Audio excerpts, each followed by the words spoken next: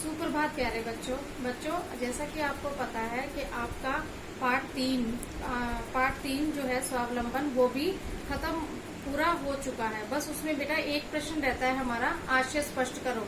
आपके पुस्तक अभ्यास कार्य से हमारा रहता है आशय स्पष्ट करो। तो देखते हैं कि आशय स्पष्ट करो में क्या है। सबसे पहले तो मैं आपको ये बताऊं बेटे कि आशय स्पष्ट करना होता क्या है। आशय स्पष्ट करने का मतलब ये होता है कि जैसे हमने आपको पेपर में 2 लाइनें लिख कर दी, 2 पंक्तियां दी, तो आपको उसको थोड़ा सा और उसको इलेबोरेट करके, मतलब थोड़ा सा उसको बहुत ज्यादा नहीं, थोड़ा सा उसको बढ़ा चढ़ाकर लिखना। जैसे अगर मैंने 2 पंक्तियां दी हैं तो आपको उसको 3 या 4 पंक्तियों में मुझे उत्तर देना है, ठीक है। और इसके साथ साथ मेरी इस वीडियो को लाइक करें, शेयर करें और मेरे चैनल को सब्सक्राइब करें, जिससे कि मेरी जो भी आगे की आने वाली नोटिफिकेशंस हैं वो आपको मिलती रहें। और बेटे कमेंट बॉक्स में जाकर अपना नाम, रोल नंबर और सेक्शन लिखकर आप कोई भी प्रश्न पूछ सकते हैं, या कोई भी जानकारी हिंदी से संबंधित अगर आप पूछना चाहते हैं तो पूछ सकते हैं। लेकिन उसके लिए कमेंट बॉक्स में नाम, रोल नंबर और सेक्शन अवश्य लिखिए। चलिए आपकी हिंदी की कक्षा में चलते हैं।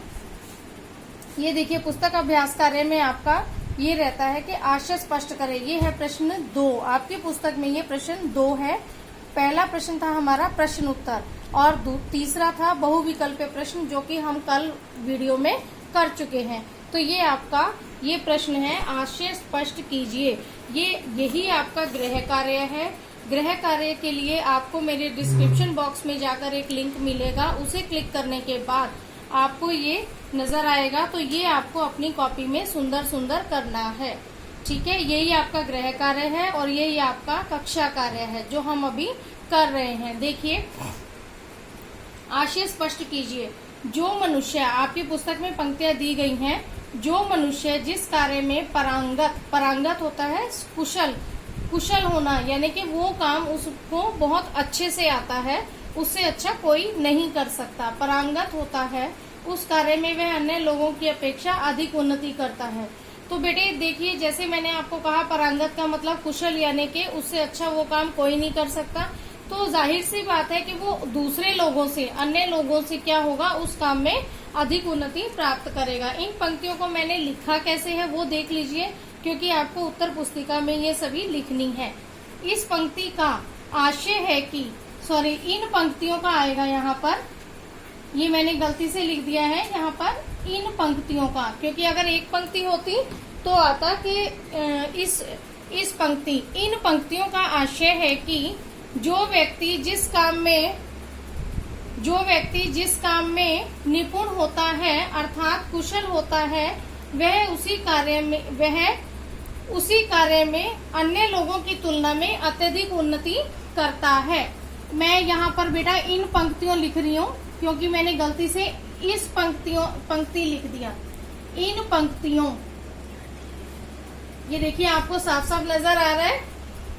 देखिए बेटा, गलती तो किसी से भी हो जाती है, तो मुझसे भी ये थोड़ी सी गलती हो गई है। इन पंक्तियों का आशय यह है कि जो व्यक्ति जिस काम में निपुण अर्थात कुशल होता है, वह उस कार्य में अन्य लोगों की तुलना में अत्यधिक उन्नति करता है। ये मैं आपको समझा चुकी हूँ कि जो जिस काम में कुशल है, सबसे अच्छे से उसे वो काम आता है, तो वो दूसरे लोगों की अपेक्षा अच्छे से करेगा और ज्यादा तरक्की प्राप्त करेगा, उस कार्य को करने में कुशल रहता है। ये इन पंक्तियों का आशय है। आशय का मतलब मैं आपको समझा चुकी हूँ। आशय का मतलब होता है कि अगर आपको 2 पंक्तियां दी गई हैं तो उसका उत्तर आपने 3 या 4 पंक्तियों में हमें देना है।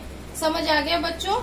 उसके बाद आपको दूसरी पंक्ति जो कॉपी में करनी है वो है, यदि सभी विद्यार्थी स्वावलंबन की शिक्षा का आचरण करें तो वे जीवन में किसी भी क्षेत्र में असफल नहीं हो सकते।